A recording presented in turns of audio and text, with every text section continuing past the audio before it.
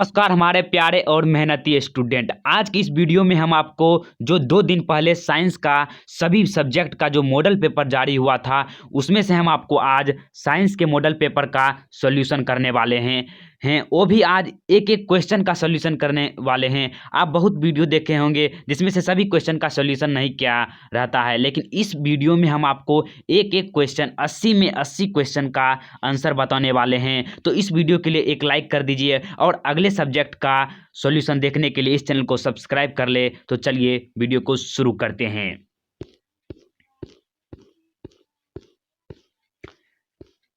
इसमें से आपको 80 क्वेश्चन दिया रहेगा जिसमें से आपको 40 प्रश्न का ही उत्तर बताना है। पहला प्रश्न है, पौधे में जनन अंग कहाँ पाए जाते हैं? पौधे में जनन अंग कहाँ पाए जाते हैं? यहाँ पर ऑप्शन है जड़ में, पुष्प में, तना में, फूल में। तो इसका आंसर हो जाएगा पुष्प में। अगला प्रश्न है, प्रकाश संश्लेषण की क्रिया होती है? इसका आंसर हो जाएगा हरे पौधे में। आपको भी पता है कि सिर्फ हरे पेड़ पौधे में ही प्रकाश संश्लेषण की क्रिया होती है।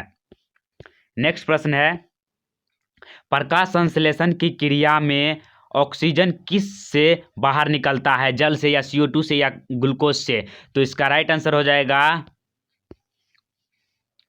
ग्लूकोज से, क्योंकि प्रकाश संश्लेषण के दौरान जो ग्लूकोज बनता है C6H12O6 उसी से ऑक्सीजन बाहर निकलता है।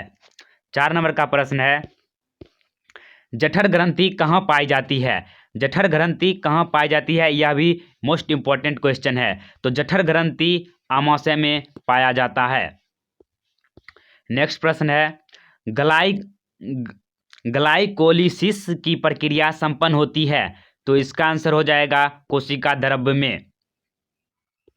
नेक्स्ट प्रश्न है, इथाइल अल्कोहल किस प्रकार के शोषण में बनता है? तो इथाइल जो अल्कोहल है वह वायु की अनुपस्थिति में बनता है, अर्थात अवायवीय शोषण में इथाइल अल्कोहल बनता है। नेक्स्ट प्रश्न है, सबसे छोटी अंतःस्रावी ग्रंथि कौन है? Adrenal, medulla, pituitary, thyroid. तो इसका आंसर हो जाएगा पिट्यूटरी ग्रंथि। इस तरह से भी क्वेश्चन पूछा जाता है कि मोस्टर ग्रंथि किसे कहा जाता है? तो वो भी पिट्यूटरी ग्रंथि को ही कहा जाता है। 8 नंबर का प्रश्न है, पौधे के वायवीय भागों से जल के ह्रास की क्रिया कहलाती है? अर्थात पौधे के जो वायवीय भाग हैं जैसे पत्ती हो गया उससे जो जल का निष्कासन होता है वह प्रक्रिया क्या कहलाता है? तो वह प्रक्रिया जो है वाष्पोत्सर्जन कहलाता है। इसका राइट आंसर बी हो जाएगा। चलिए नेक्स्ट प्रश्न की ओर चलते हैं। घेघा रोग पनपता है, तो घेघा रोग किस कारण से होता है? ये आप अक्सर पढ़ते होंगे। तो इसका आंसर हो जाएगा आयोडीन की कमी से कौन सा रोग होता है? तो घेघा रोग होता है। 10 नंबर का प्रश्न है, रक्त में हल्के पीले रंग के चिपचिपे द्रव्य को कहते हैं? तो रक्त में हल्के पीले रंग के चिपचिपे द्रव्य को प्लाज्मा कहते हैं। नेक्स्ट प्रश्न है, रक्तचाप मापने के उपकरण को कहते हैं? रक्तचाप मापने के उपकरण को कहते हैं। तो इसका आंसर डी हो जाएगा स्फिग्मोमेनोमीटर।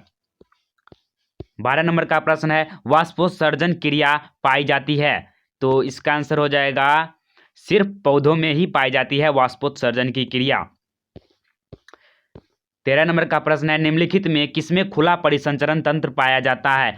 तो इसका राइट आंसर हो जाएगा सी, तेलचट्टे में खुला परिसंचरण तंत्र पाया जाता है।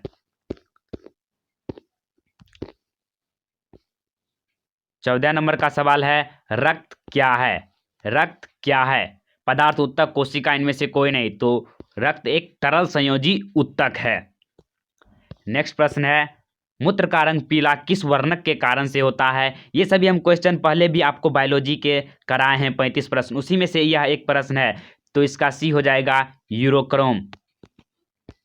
16 नंबर का प्रश्न है, निम्नलिखित में कौन एक उभयलिंगी जंतु है? उभयलिंगी जंतु क्या होता है? जिसमें जो है उभयलिंगी जंतु उस जंतु को कहते हैं जिसमें नर एवं मादा दोनों लिंग एक ही विष्टि में रहते हैं, तो उसको उभयलिंगी कहा जाता है। तो इसका राइट आंसर हो जाएगा डी, केचुआ। 17 नंबर का प्रश्न है, यूरिया रक्त में कहाँ से प्रवेश करती है? तो यूरिया रक्त में यकृत से प्रवेश करती है। 18 नंबर का प्रश्न है, जैव आवर्धन प्रदर्शित करने वाला रसायन है। तो जैव आवर्धन प्रदर्शित करने वाला रसायन DDT है या पिरकनाशक है, कीटनाशक है। 19 नंबर का प्रश्न है, निम्नलिखित में कौन प्राथमिक उपभोक्ता है। प्राथमिक उपभोक्ता किसे कहा जाता है। तो शाकाहारी जीव को प्राथमिक उपभोक्ता के अंतर्गत रखा गया है। 20 नंबर का प्रश्न है, निम्नलिखित में कौन एक भूमिगत जल का उदाहरण है। तो भूमिगत जल का उदाहरण, इसमें से आपको सभी ऑप्शन लगेगा, लेकिन इसमें से ऑप्शन जो है ए सही होगा, कुआं। 21 नंबर का प्रश्न है, प्राकृतिक चुनाव द्वारा जीवों का विकास कहलाता है। तो डार्विन ने दिया था, चार्ल्स डार्विन ने यह सिद्धांत दिया था कि प्राकृतिक चुनाव द्वारा जीवों का विकास जो है वह डार्विनवाद सिद्धांत में वर्णित है। तो इसका राइट आंसर सी हो जाएगा। 22 नंबर का प्रश्न है, हरे पौधे कहलाते हैं। हरे पौधे क्या कहलाता है। उपभोक्ता, अपघटक, उत्पादक। तो इसका आंसर हो जाएगा सी, उत्पादक कहलाता है हरे पौधा। 23 नंबर का प्रश्न है, अंडोत्सर्ग का कारण है, अर्थात अंडाणु का जो उत्सर्जन है वह कहाँ से होता है, किस हार्मोन के कारण होता है। तो LH हार्मोन के कारण होता है। तो इसका आंसर ए हो जाएगा, LH। 24 नंबर का प्रश्न है, लैंगरहैंस की द्विविकाएं कहाँ पाई जाती है। अंडाशय में, अमाशय में, सी अग्नाशय में, डी वृक्क में। तो इसका राइट आंसर हो जाएगा सी, अग्नाशय में लैंगरहैंस की द्विविकाएं पाई जाती है। 25 नंबर का प्रश्न है, थायरोक्सिन हार्मोन के संश्लेषण में निम्नलिखित में किसका होना आवश्यक है। तो थायरोक्सिन में आप जानते हैं कि इसमें आयोडीन का होना बहुत ही जरूरी है, क्योंकि थायराइड ग्रंथि में आयोडीन का स्राव होता है, वह भी साधारण मात्रा में होना चाहिए। 26 नंबर का प्रश्न है, निश्चल कणिकाएं पाई जाती है। तो निश्चल कणिकाएं न्यूरॉन में पाई जाती है। यह तंत्रिका तंत्र की क्रियात्मक एवं रचनात्मक इकाई होती है। सी ऑप्शन हो जाएगा, न्यूरॉन। नेक्स्ट प्रश्न है, मानव मस्तिष्क का वजन होता है। जो मानव मस्तिष्क है उसका वजन तो लगभग जो है 1.5 kg होता है, लेकिन यहाँ पर वो ऑप्शन नहीं दिया हुआ है। तो आपको इसमें क्या करना है, इसका आंसर बी देना है, इसके बीच हो सकता है। 27 का बी ऑप्शन सही होगा। 28 का है, निकट दृष्टि दोष अथवा दूर दृष्टि दोष में निवारण हेतु प्रयुक्त लेंस द्वारा प्रतिबिंब कैसा बनता है, प्रतिबिंब होता है। तो उसका प्रतिबिंब वास्तविक और सीधा होता है। ए नंबर ऑप्शन सही होगा। 29 नंबर का प्रश्न है, साइड मिरर के रूप में निम्नलिखित में से कौन प्रयुक्त होता है। तो साइड मिरर के रूप में जो है उत्तल दर्पण का उपयोग किया जाता है। 30 नंबर का प्रश्न है, अवतल लेंस द्वारा प्राप्त प्रतिबिंब होता है। अवतल लेंस द्वारा जो प्रतिबिंब बनता है वह कैसा होता है। तो अवतल लेंस द्वारा हमेशा आभासी प्रतिबिंब बनता है। ए ऑप्शन राइट होगा। 31 नंबर का प्रश्न है, ऊर्जा का SI मात्रक है। तो ऊर्जा का SI मात्रक जूल है। आकाश का नीला रंग होना किस परिघटना का परिणाम है। तो आकाश का रंग नीला प्रकीर्णन के कारण होता है, प्रकाश के प्रकीर्णन के कारण होता है। 33 नंबर का प्रश्न है, सामान्य नेत्र के लिए स्पष्ट दृष्टि का न्यूनतम दूरी होता है। तो इसका राइट आंसर हो जाएगा बी, 25 सेंटीमीटर। जो है 25 सेंटीमीटर होता है, 2.5 सेंटीमीटर। सॉरी, इसका आंसर सी होगा, 25 सेंटीमीटर। यहाँ पर 2.5 था, सोचे 25। इसका आंसर सी हो जाएगा, 25 सेंटीमीटर होता है। नेक्स्ट प्रश्न है, किसी उत्तल लेंस का फोकसांतर 50 सेंटीमीटर है तो इसकी क्षमता होगी। आपको पता है कि किसी भी लेंस की क्षमता होती है वह P बराबर 1/f होता है। तो यहाँ पर आपको फोकस दूरी दिया हुआ है जो है 50 सेंटीमीटर। तो आपको क्या करना है, 1/f का फॉर्मूला लगाना है। तो 1/50। तो जो क्षमता होता है इसका हमेशा जो है वह मीटर में होता है। तो डायोप्टर मीटर में होता है, जिस कारण से इसे 100 से गुना कर दीजिए मीटर में बदलने के लिए, और एक जीरो से एक जीरो खत्म हो जाएगा, 5 दूना 10 हो जाएगा, अर्थात +2 डायोप्टर इसका आंसर हो जाएगा। नेक्स्ट प्रश्न है, एक प्रिज्म कितने सतहों से घिरा होता है? तो एक प्रिज्म 5 सतहों से घिरा होता है, डी ऑप्शन। 36 नंबर का प्रश्न है, अभिनेत्र लेंस की फोकस दूरी में परिवर्तन किया जाता है। अभिनेत्र लेंस में जो है, जो नेत्र लेंस होता है उसमें फोकस दूरी को परिवर्तन जो है डी पक्षमावी पेशियों द्वारा किया जाता है या सिलियरी पेशियों द्वारा किया जाता है। 37 नंबर का प्रश्न है, प्रकाश के परावर्तन के कितने नियम है? तो 2 नियम हैं। 38 नंबर का प्रश्न है, फोटोग्राफी कैमरा का अभिदृश्यक होता है? तो यह जो है उत्तल लेंस का होता है। 39 का है, यदि एक किरण अवतल दर्पण पर लंबवत आपतित हो तो परावर्तन के बाद किरण किस बिंदु से गुजरेगी? तो वक्रता केंद्र से वह गुजरेगी, बी ऑप्शन सही होगा। 40 नंबर का प्रश्न है, यदि एक प्रिज्म से एक वर्णीय किरण गुजरे तो इसका नहीं होगा, क्या नहीं होगा? तो इसका जो है वर्ण विक्षेपण नहीं होगा, ये हो जाएगा राइट आंसर, बी। 41 है, पवन विद्युत जनरेटर में कुंडली को घुमाने का काम मूलतः कौन करता है या करता है? तो जो है वह गतिमान हवा करता है। 42 नंबर का प्रश्न है, कांच की अवतल लेंस की वायु में शक्ति होती है? तो यह ऋणात्मक होती है। 43 नंबर का प्रश्न है, निम्नलिखित में कौन विद्युत का सुचालक है? तो विद्युत का सुचालक ग्रेफाइट होता है।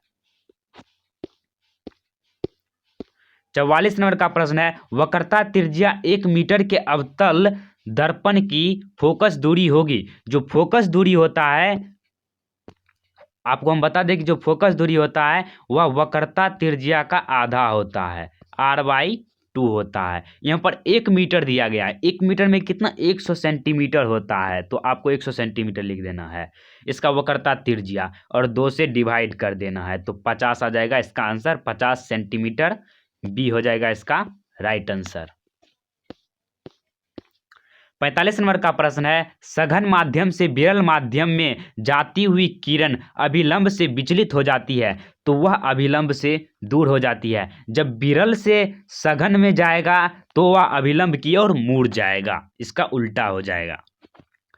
46 नंबर का प्रश्न है, विद्युत द्वारा उत्पन्न करने की युक्ति है, विद्युत धारा उत्पन्न करने की कौन सा युक्ति है? तो जनित्र के द्वारा विद्युत उत्पन्न किया जाता है। 47 नंबर का प्रश्न है, ऊर्जा का पारंपरिक स्रोत क्या है? जो प्राकृतिक के द्वारा स्रोत है वह कोयला है।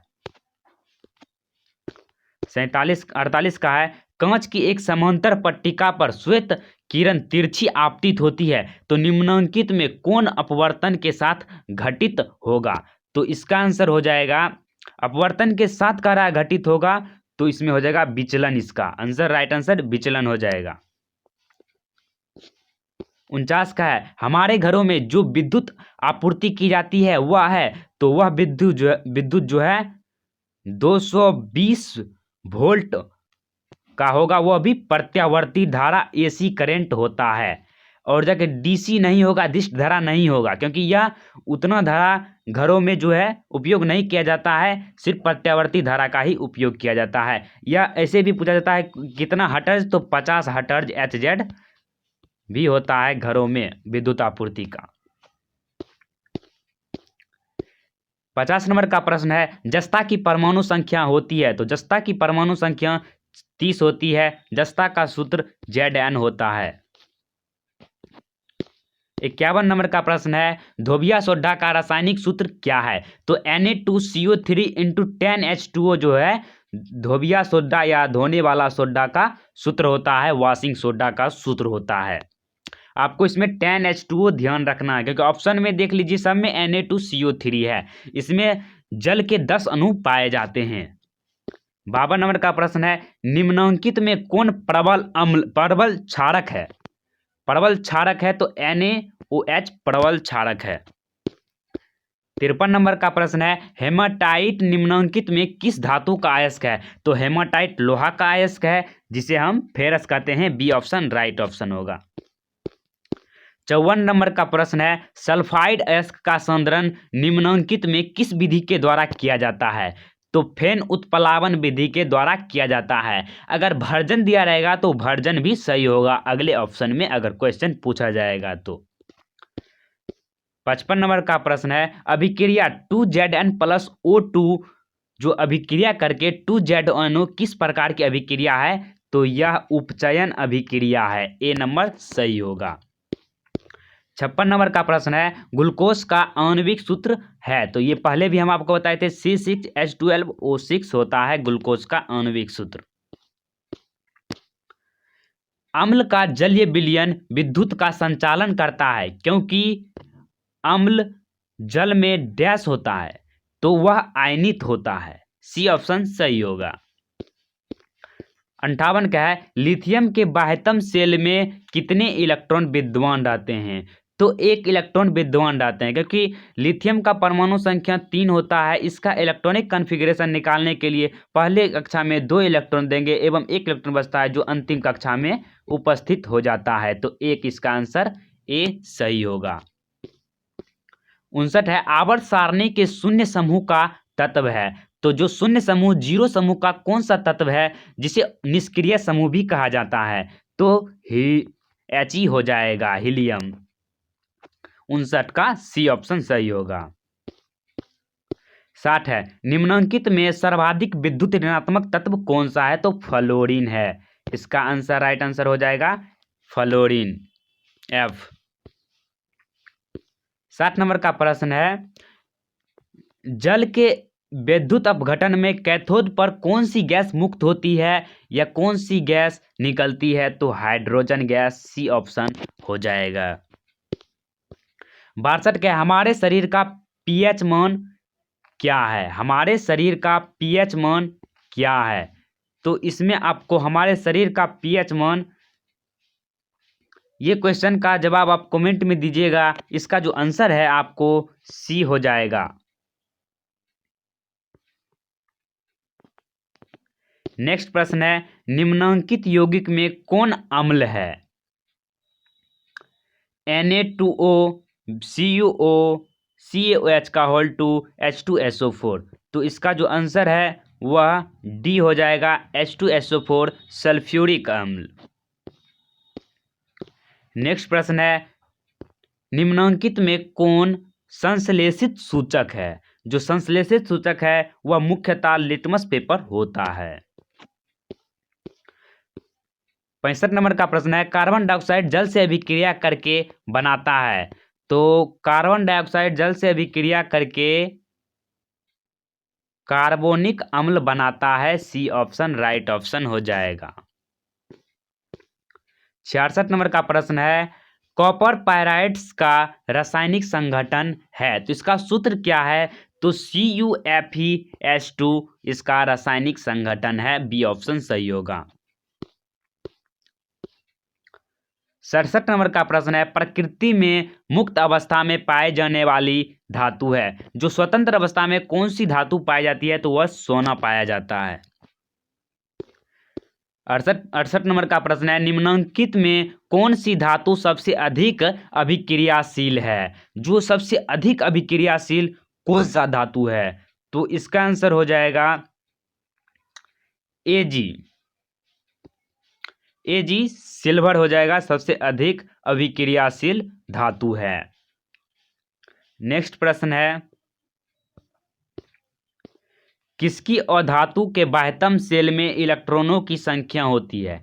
किसी अधातु के जो बाह्यतम शेल में कितने इलेक्ट्रॉन होते हैं? तो बाह्यतम शेल में 4, 5, 6 और 7 इलेक्ट्रॉन होते हैं। और धातु में जो कितने इलेक्ट्रॉन होते हैं? 1, 2, 3, 4 ये होते हैं धातु में। देखिए 4 और 4 इसमें भी आ गया, ये उपधातु में आ जाता है जिसमें दोनों गुण पाया जाता है 4 वाला में।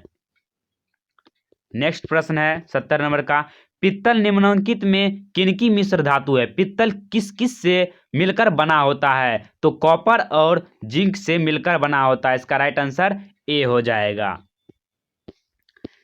71 नंबर का प्रश्न है,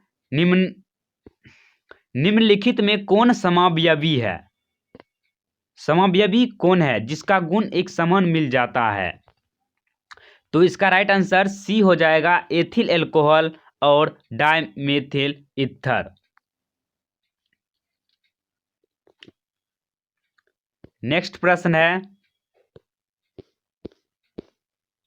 CH3OC2H5 का यूपेक प्रणाली के अनुसार नाम है। तो इसका जो आंसर हो जाएगा मेथॉक्सी एथेन, ए नंबर का राइट आंसर हो जाएगा। 73 नंबर का प्रश्न है, लोहे की अभिक्रिया भाप से कराने पर लोहे का कौन सा ऑक्साइड बनता है? तो Fe3O4 ऑक्साइड बनता है लोहे का। 74 नंबर का प्रश्न है, एक तत्व की परमाणु संख्या 16 है, आवर्त सारणी में इस तत्व की वर्ग संख्या कितनी होगी? तो इसका भी आंसर 16 ही होगा। 16 वर्ग का जो है सल्फर तत्व है। 75 नंबर का प्रश्न है, निम्नलिखित में कौन सी धातु तनु सल्फ्यूरिक अम्ल के साथ अभिक्रिया नहीं करती है? तो इसका राइट आंसर हो जाएगा सी, कॉपर। 76 नंबर का प्रश्न है, एक मिश्र धातु में 90% CO और 10% टीन है, तो उस मिश्र धातु का नाम बताए। तो बी ऑप्शन ब्रोंज इसका राइट आंसर होगा। 77 नंबर का प्रश्न है, जिंक सोडियम हाइड्रोक्साइड के साथ प्रतिक्रिया कर बनाता है। तो जिंक हाइड्रोक्साइड के साथ प्रतिक्रिया करके हाइड्रोजन गैस को उत्पन्न करता है। 78 नंबर का प्रश्न है, निम्नलिखित में कौन सी धातु वायु में उच्च ताप पर गर्म किए जाने पर भी ऑक्सीजन से संयोग नहीं करती है? तो इसका राइट आंसर हो जाएगा Cu, कॉपर हो जाएगा। 79 नंबर का प्रश्न है, निम्नलिखित वह अयस्क में उपस्थित अपद्रव्य कहलाते हैं, तो वह गैंग कहलाता है। अंत का क्वेश्चन है, निम्नलिखित में किस गुण के कारण धातुओं के तार बनाए जाते हैं? तो तन्यता गुण के कारण धातुओं के तार बनाए जाते हैं। सी ऑप्शन राइट ऑप्शन होगा। आज की वीडियो में आपको हम साइंस के सभी ऑब्जेक्टिव क्वेश्चन करा दिए हैं। अगली वीडियो में हो सकता है कि अगले विषय का ऑब्जेक्टिव क्वेश्चन करा देंगे, और साथ ही साथ आप जो यहाँ पर देख रहे हैं ये सब सब्जेक्टिव क्वेश्चन आप कमेंट कीजिएगा तो ये सभी सब्जेक्टिव क्वेश्चन को भी आपको लिखा देंगे। मिलते हैं अगली वीडियो में। अगर वीडियो पसंद आया है तो एक लाइक कर दीजिए, और चैनल पर पहली बार आए हैं तो चैनल को सब्सक्राइब। मिलते हैं अगली वीडियो में, तब तक के लिए जय हिंद, जय भारत, धन्यवाद।